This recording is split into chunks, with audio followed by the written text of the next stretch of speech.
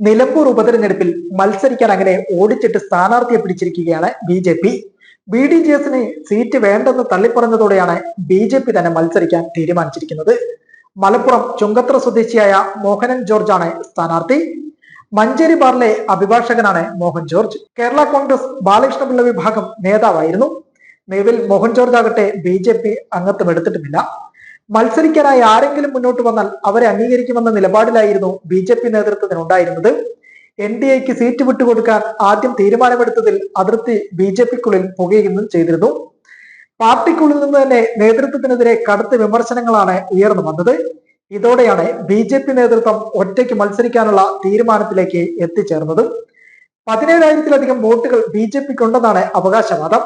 ഈ വോട്ടുകൾ ഇല്ലാതായി പോകുമെന്ന് മുതിർന്ന നേതാക്കൾ ഇപ്പോഴത്തെ സംസ്ഥാന അധ്യക്ഷൻ രാജീവ് ചന്ദ്രശേഖരനെ ശക്തമായ പ്രതിഷേധത്തിലൂടെ അറിയിച്ചിരുന്നു.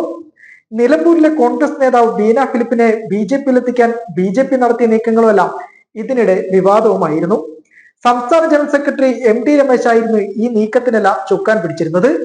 സൗഹൃദ സന്ദർശനം എന്ന് പറഞ്ഞ് ഒടുവിൽ MD രമേശ് തന്നെ ഇതിൽ നിന്ന് കൈയൊഴിയുകയും ചെയ്തു. പ്രാദേശിക നേതൃത്വത്തിൽ നിന്നുള്ള നേതാക്കളുടെ പേരുകൾ സംസ്ഥാന കമ്മിറ്റിക്ക് മുന്നിൽ വന്നാൽ പോലും അംഗീകാരം നൽകി ബി.ജെ.പി സ്ഥാനാർത്ഥിയായി രംഗത്തിറക്കാനുള്ള നീക്കങ്ങളെല്ലാം ബി.ജെ.പിയിൽ നടന്നുകൊണ്ടിരുന്നു. നാണക്കേട് ഭയന്ന് തന്നെയാണ് ബി.ജെ.പി പിൻവലിഞ്ഞെല്ലാം നിന്നത്.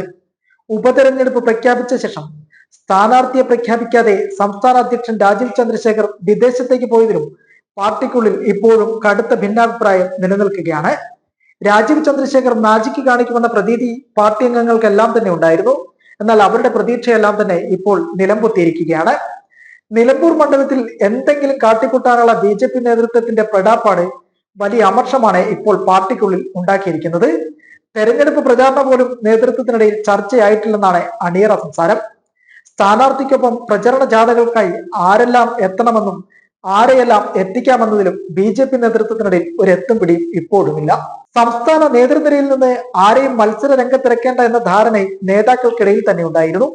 അതിനാൽ തന്നെ പരസ്പരം പേരുകൾ നിർദ്ദേശിക്കാതെ ഒഴുക്കിനൊത്തു പോകാനായിരുന്നു നേതൃത്വം നടത്തിയ നീക്കം. തെരഞ്ഞെടുപ്പ് കഴിഞ്ഞാലും ബി.ജെ.പി നടത്തിയ നീക്കം പാർട്ടിയെ തിരിഞ്ഞുകൊത്തുമെന്ന് ഉറപ്പാണ്. കഴിഞ്ഞ ദിവസം കോർ കമ്മിറ്റിയിലടക്കം സംസ്ഥാന അധ്യക്ഷനെതിരെ കടുത്ത വിമർശനമാണ് മുതിർന്ന നേതാക്കൾ ഉന്നയിച്ചത്. വരും ദിവസങ്ങളിൽ യോഗം ചേർന്ന് ഇക്കാര്യങ്ങളെല്ലാം ചർച്ച ചെയ്യും.